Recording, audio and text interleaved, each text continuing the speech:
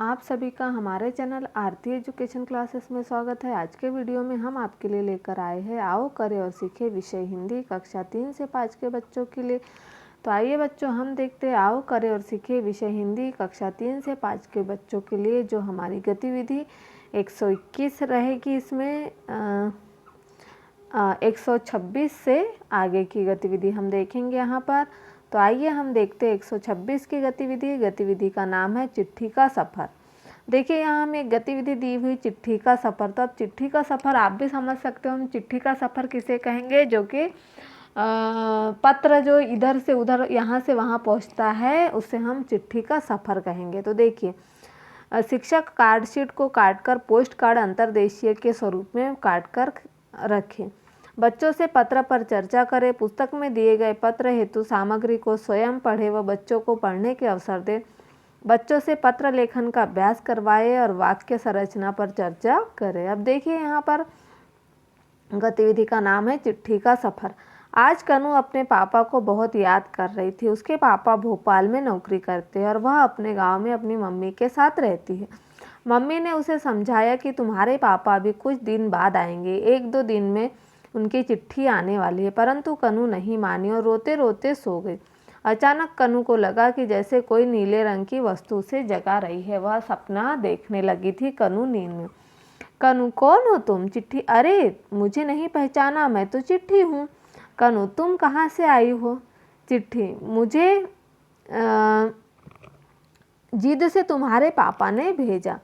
कनू तुम मेरे पास कैसे पहुंची? चिट्ठी। तुम नहीं जानती, आओ मैं सुनाती हूँ तुम्हें अपनी कहानी। तो देखिए तुम्हारे पापा ने मुझे डाक खाने से खरीदा। चिट्ठी के बारे में चिट्ठी कनू को सुनाने लगी उसकी कहानी।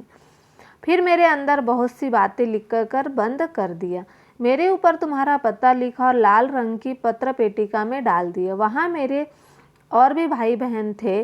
सबसे मिलकर मैं खुश थी। तभी किसी ने बॉक्स को खोला और हमें पकड़ पकड़ कर अपने थैले में ठूस दिया।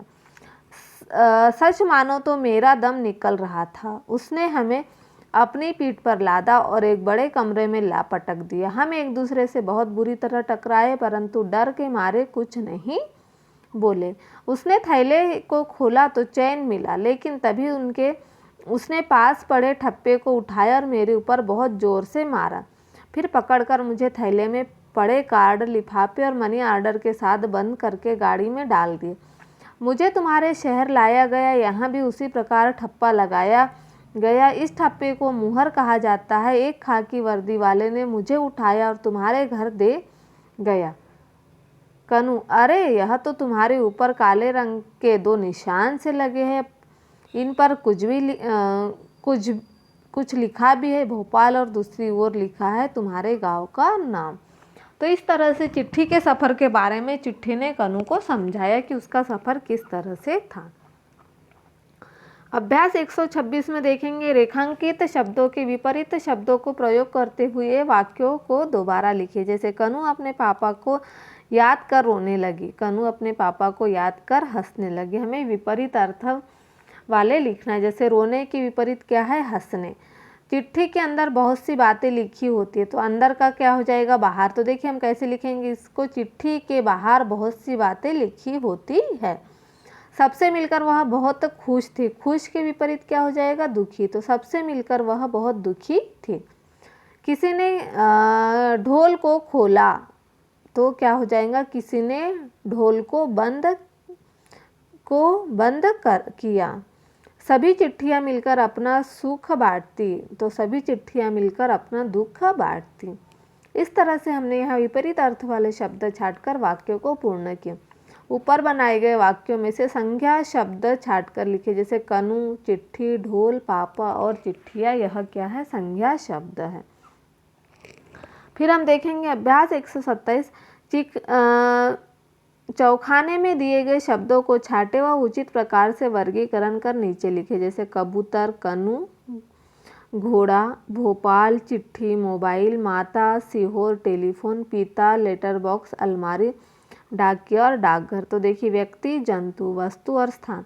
व्यक्ति, जंतु कबूतर, वस्तु चिट्ठी और मोबाइल, स्थान भोपाल और सीहोर, घोड़ा, टेलीफोन, लेटर बॉक्स और डाकघर। स्थान क्या क्या है?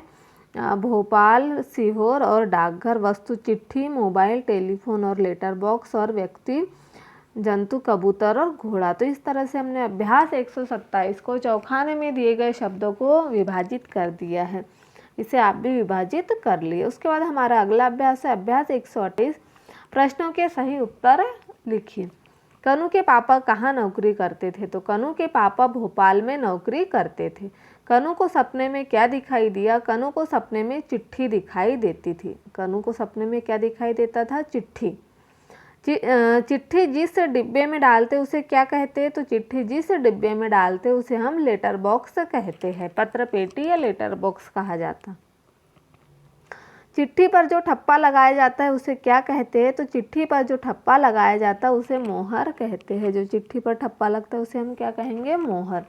तो इस तरह से हमने यहाँ प्रश्नों के उत्तर पूर्ण किए। फिर अगला अभ्यास अभ्यास 129।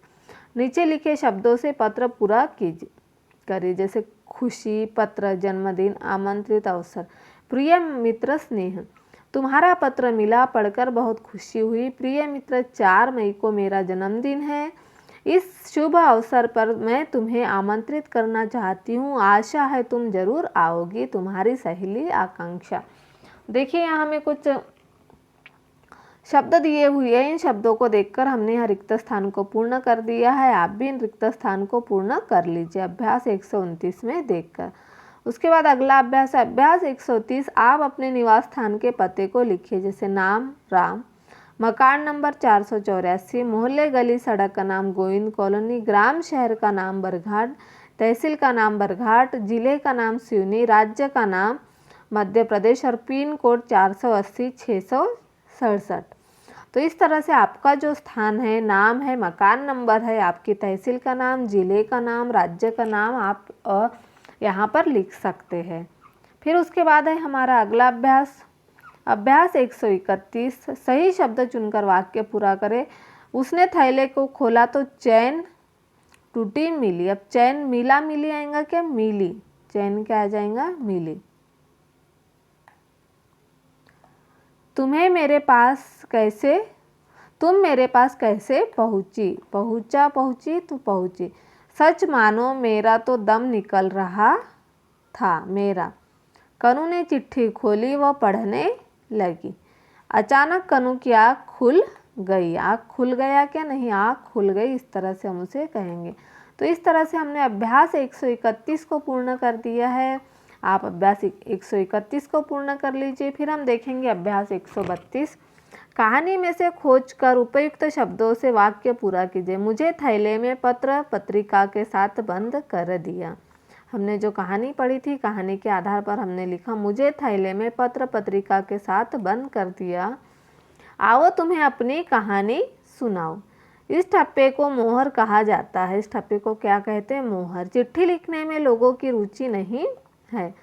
तुम्हारे पापा ने मुझे डाक खाने से खरीदा। कहाँ से खरीदते हम चिट्ठी को? डाक खाने से। फिर अगला अभ्यास है हमारा अभ्यास 133। निम्नलिखित शब्दों का वाक्य में प्रयोग कीजिए। जैसे चिट्ठी, चिट्ठी लेटर बॉक्स में डालते हैं। चिट्ठी कहाँ डालते हैं? लेटर बॉक्स में डालते हैं चिट्ठी को। फिर है लेटर बॉक्स, पोस्टमैन ने लेटर बॉक्स खोला था। पोस्टमैन ने क्या किया? लेटर बॉक्स को खोला था। पोस्टमैन, डाकघर से पोस्टमैन पत्र पहुंचाता है। पोस्टमैन क्या करता है? डाकघर से पोस्टमैन पत्र पहुंचाता है। डाकघर, पोस्ट ऑफिस। डाकघर में बहुत चिट्ठी रखी है। डाकघर में क्या है? बहुत सारी चिट्ठियाँ रखी हुई हैं। तो इस तरह से हमने अभ्यास 133 को पूर्ण किया। इस तरह से आप अभ्यास 133 को पूर्ण कर लीजिए। और इस तरह से हम आपके लिए जो आज के वीडियो में लेकर आए थे अभ्यास 126 से अभ्यास 133 तक, तो आप इसे आपकी वर्कबुक में पूर्ण कर आपकी वर्कशीट को पूर्ण कर लीजिए। इस तरह से यदि आपको हमारा वीडियो अच्छा लगा तो हमारे चैनल को सब्सक्राइब ज़रूर कर लीजिए और बेल आइकन को प्रेस करना ना भूलिए, ताकि आपको हमारे आने वाले वीडियो के नोटिफिकेशन मिलते रहेंगे।